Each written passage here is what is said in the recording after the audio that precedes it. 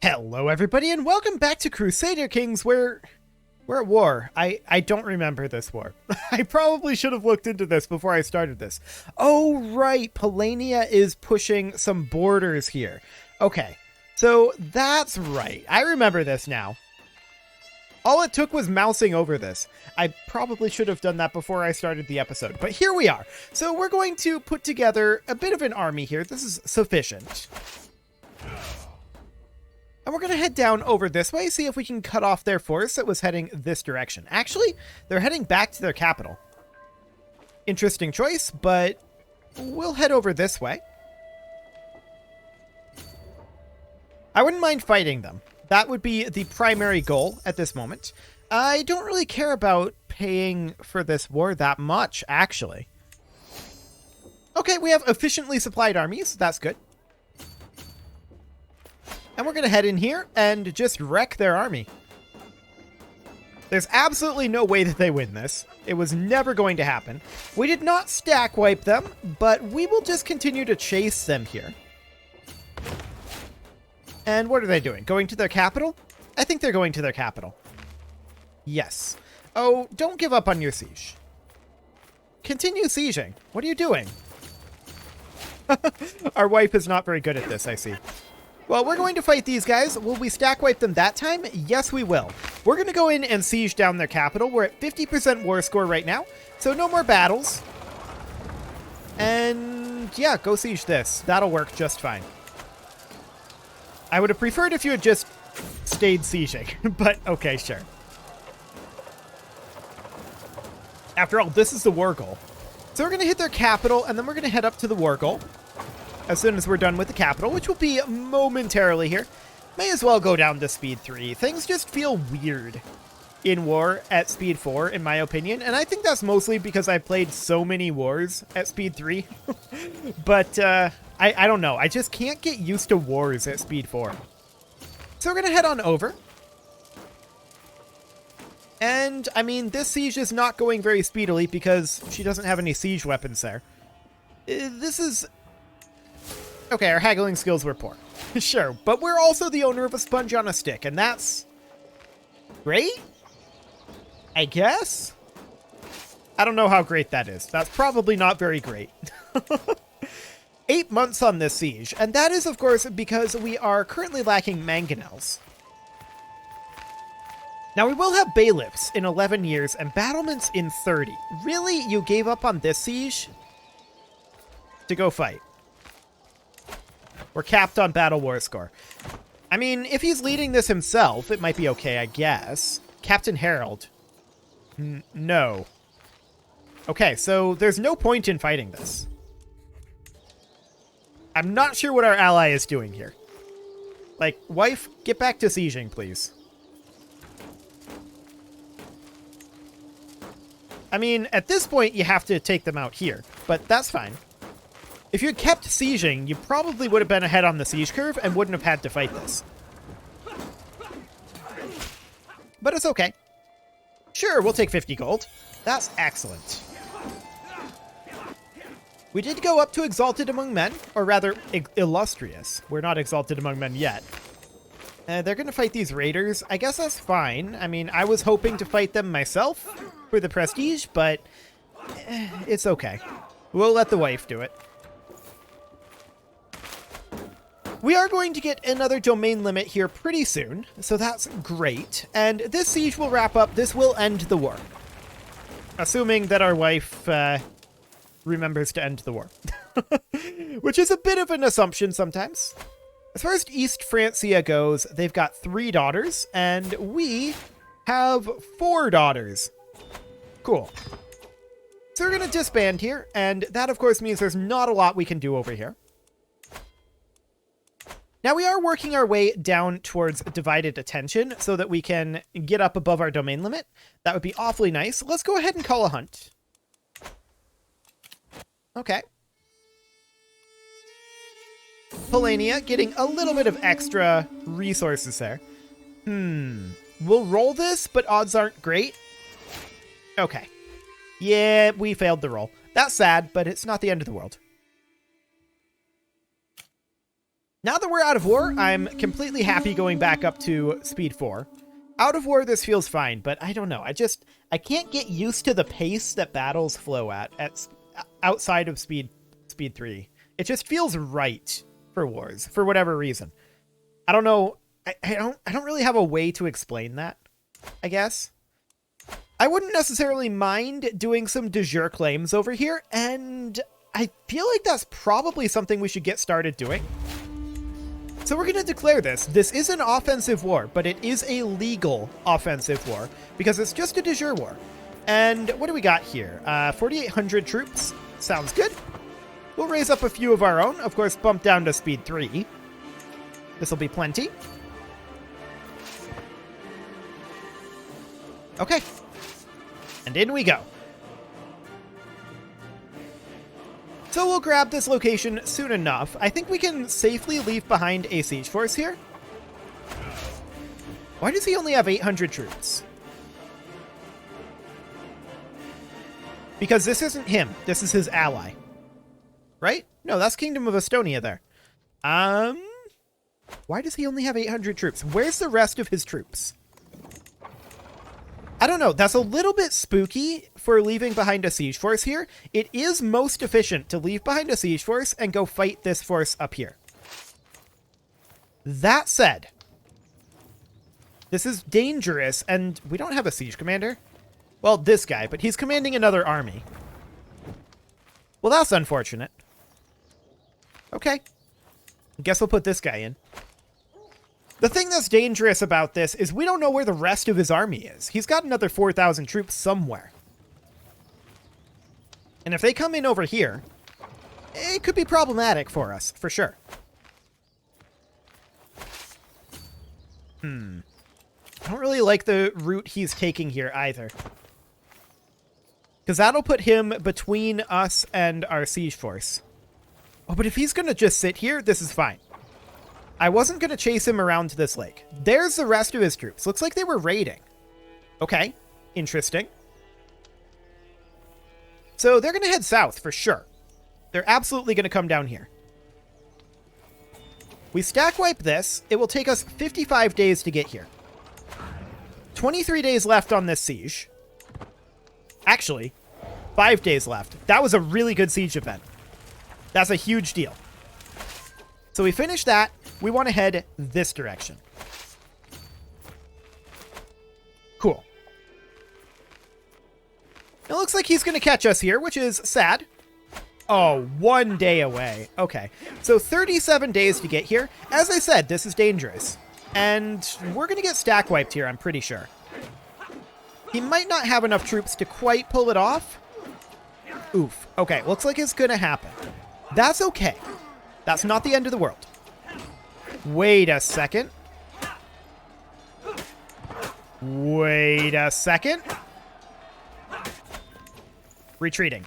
Beautiful. Okay, so we didn't get stack wiped. That's a very big deal. And we're going to walk in over this way. And it looks like he's just going to fight us in these wetlands. I don't know why he'd choose that location, but sure. We're definitely going to need to raise up a few extra troops over here. And we'll go ahead and do so. We'll want somewhere around 1,000 here. So this is more than enough. And we'll send those in to go siege Parnu. Cool. So it was definitely risky. And the risk ended up paying off. But it very easily could have not paid off there. Like, we got super lucky that we lasted just long enough to retreat on the last day there. That was great. 390 gold for ultimately feudal taxes, but we are currently going to be in debt. You know what? 71%. Let's roll it. Let's see what he gets. We're going to head up over this way. He agreed. Fantastic. So those feudal taxes come in. That's great.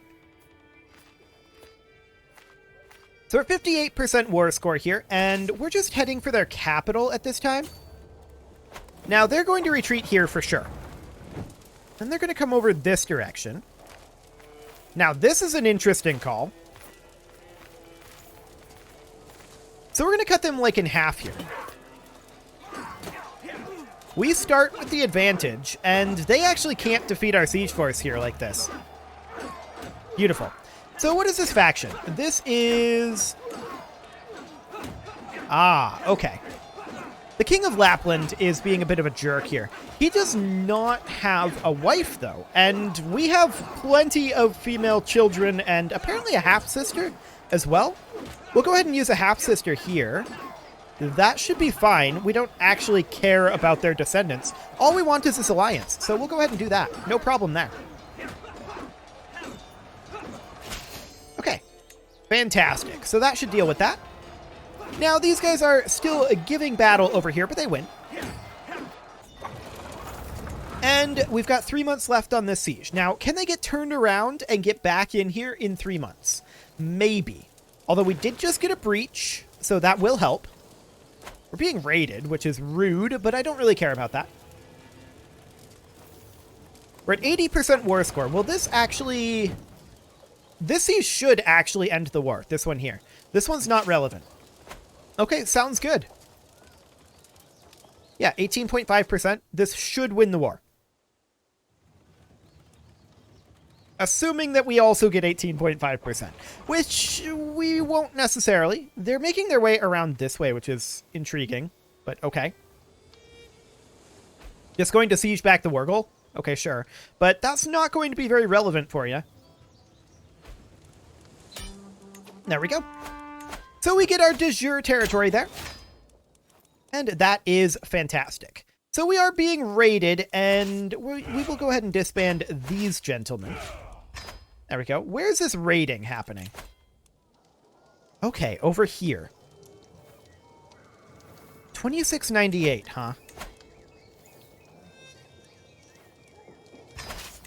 We'll raise up a few troops over here. This'll do. And in we go.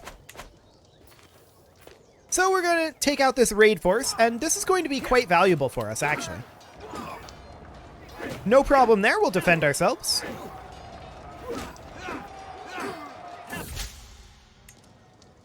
And beautiful. What truce was that just ended? I should have looked at that. So we got 141 prestige, 70 piety, and we recovered 53 gold and 27 prestige worth of loot. Not bad. Not bad at all. So was that with... Oh, that was our truce with Estonia that's up already. Wow. That was some fantastic diplomacy that I clicked through and didn't really look at. Was that... Ah, the possible side effect here, shortened truce. I've never actually seen that work before. That I can recall, anyway. It's probably popped up and I just didn't notice. But yeah, our truce with Estonia is now up, and that's wonderful. That means that we can go after our other de jure claim with Estonia. Epicurean entertainment, huh? We're arrogant, and so we're just going to let them be. Fantastic. Okay, I mean, we could go fight these guys again if they're not going to retreat any further. Get in there. We can't put these troops down anyway, so we're just going to smack him down again. There we go.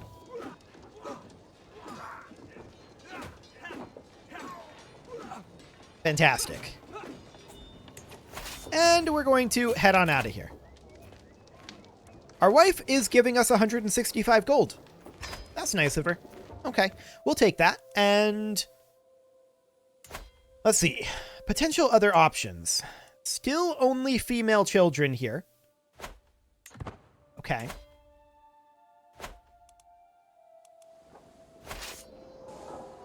Well, we're going to head off over this way and hope that... Okay, we can disband now. Do it. Get out of here. Fantastic. How long on our bailiffs? 8 years. How long on our divided attention? Probably not that long. Any way we slice it, though, we're okay with getting up to 3 additional domain limit, so that's perfect. And that'll do just fine. But we can go after Estonia again with our de jure claim. We can absolutely do that. Because that truce was shortened. So we're going to go ahead and declare again. This guy never had a chance to recover. And we're going to drop just our men-at-arms over here, right? 2,500. We should probably raise a few levy troops. We don't need many. This is enough. And in we go. Fantastic. We're paranoid, so that's not a good idea. We could get some court grandeur lost. That's okay. So he's moving into his capital here. We know where his troops are this time. So we're going to do something like that, and we're going to send these guys up over this way. See if we can cut this force off a bit. And they're locked in here, so it looks like we're going to catch them here. Now this is dipped down to chances being even, and that's because they have a better army commander. Okay, fair enough. I still think that we're going to win this. We have more soldiers and higher quality. And if we don't, we can always raise up more troops, right? Yeah, he's trying to walk away. He doesn't think he's going to win that. As expected. Fantastic. So we're going to grab their... or not their capital, their war goal here. We're going to grab the war goal. And we're going to head up to their capital as soon as we're done here. I wish we had a siege leader. But sadly, there is no such thing. We sieged, apparently. We sieged a pressed foxglove. Well, I'm sure the fortifications were extremely strong on that pressed foxglove, so the sieging was clearly necessary. Although it's weird, because at least with my dialect, I would pronounce it that we carried out a seizure of that artifact. So I guess maybe that's the direction we were going with it. Probably not. But we could pretend. That'll be fine. So what other decisions do we want to potentially do? I mean, we definitely want to get these techs done. There's no doubt about that. We are still on domain focus and will remain that way for a little bit. Oh, this is a weird choice on their part.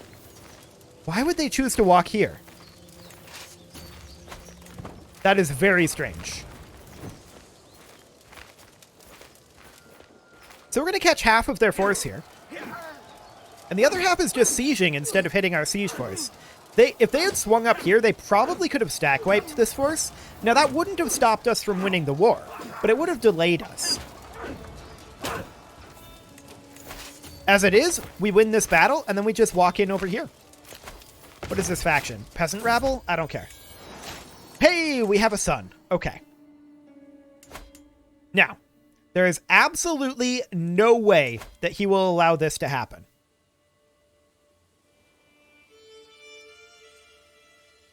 No way at all. His wife is 32, so it's becoming slightly less likely that they're going to have additional children.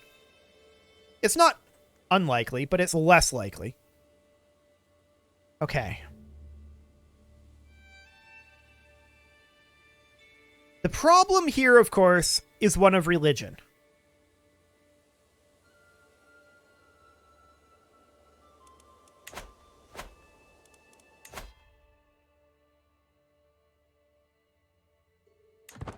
We're going to have to wait for a bit here, but there's definitely going to be a plan in place. We can't pull it off quite yet, but I definitely want to see about inheriting East Francia. That's going to be a big deal if we can pull it off. Now, to be clear, this does mean that, let's see, this inheritance is still going to go through. So that's fine. For some reason, I was thinking that it wouldn't, but no. With the way this is set up, it definitely will go through. Our son is now a giant as well. That's absolutely fine. We're going to have peasant rabble in 11 months. Okay, sounds good. I'm not too concerned about that. We'll go ahead and host a feast. Welcome, friends. And we'll win this de jure war very shortly here.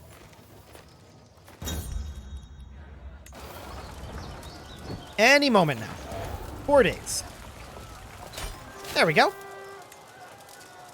Now we took a chest there. That's interesting. We'll go ahead and enforce those demands and disband that troop. Or those troops, rather. And of course, those are our de jure claims taken there. Now, do we have other de jure claims? Probably not, if I had to guess. Like, I think our de jure claims are probably pretty low. We cannot press this claim. This is an illegal claim for us to press. Same with that. And, I mean, if we were to declare war here, we don't have a CB, but that would probably also be illegal, depending on the CB. So we don't have anything else that we can press on Estonia. That's fine. We did get 2 counties out of it, so that's something. But, I mean, de jure claims are severely limited, and that's fine. So at this point, we can create this duchy. I mean, I'm not necessarily a huge fan of doing that. What we really need to do is finish up with popular figurehead here and get into divided attention. Like, we need stewardship, lifestyle skill points as quickly as we can get them. Oh, but I wanted to look at this chest. So we have a court artifact here. Oh, we should probably repair this fine battle axe. But yes, we can definitely put the Thorther's chest in here. That'll get us piety. I guess that's okay. We don't really need the piety, but sure. 150 prestige there is always nice. And we should definitely do some artifact repairs. So, as far as weapons go, we're wielding this battle axe. Do we want to put anything else on? Enemy fatal casualties is pretty good. I think we'll keep just this axe. So I don't really care about repairing any of these other weapons, although this axe we do want to repair, for sure. So we go ahead and repair that. Now the Stenbock Saga, I believe we have equipped. Yes, we absolutely do. We can also equip this pressed foxglove that we got. We could also equip this sponge on a stick. Although I don't know how necessary that really is. It's a tiny health penalty. It's strange, but okay. We could go ahead and repair the sponge on a stick. As well as the fine crown of Scandinavia. That absolutely needs to be repaired. And Stenbock Saga. Everything else here, I don't think we need to repair. Cool. So that'll do just fine. Polania is ours. Let's go ahead and hold our court here. I would like it if holding court granted you stewardship lifestyle experience if you were a steward. That would be nice, but unfortunately it doesn't do that. We'll go ahead and hear our petitioners. There are 3 of them. A thin, raggedy peasant stands before me, gawking at the opulence of my throne room. Obviously distracted, I call him to get his attention. Oh, I'm sorry, my lord. My village in Njudung, that's not how you pronounce that at all, was hit by blight this year. We lost not only our crop, but our seed too. We have nothing. We shall starve without help. Glancing around my throne room again, he adds, surely you have wealth to spare. Crop sharing could be a thing. I'll need to go over here to properly look at it. Sure, development growth plus 5% sounds great. Do it. My vassal, Jarl Dan, runs a hand through his hair before stepping forward to voice his petition. My liege, I seek your aid in combating the issue of bandits harassing the modest people of Miri. He pauses to sigh. I cannot fix the problem with the resources I have. I ask for any aid that you can spare. We could give him 50 gold. I don't think we really care about 50 gold right now. That's fine. Mayor Irsa and her husband approach cautiously, wary of the assembled court. My lord, I'm sure someone in the Empire is trying to harm my husband. I have no evidence, but suspect Mayor Thordis, given her reputation for villainy, comes from Mayor Berger's throat. I beg you, imprison Thordis and put a stop to this madness. Well...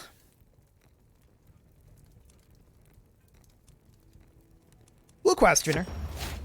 She denies any involvement. Okay, that's fine. And our business here is done. Fantastic. So we definitely want to transition over to kidnapping this daughter here. That's going to be a while away. Like, that's like 3... well, 2 here plus an additional 3. So that's like 5 total lifestyle points. That's an awful lot. We can change Jarl Dan's contract here. And we are going to give him better feudal taxes, since our cash is a little on the low side. Better for us, to be clear. we don't care about his opinion on the feudal taxes. But it is time to put a cut in here, so I'm going to go ahead and do that. And next episode, we are going to continue our machinations on East Francia. You can leave your offerings to the engagement gods in the form of likes, comments, subscribes, and bell ringings, and I will see you all next time.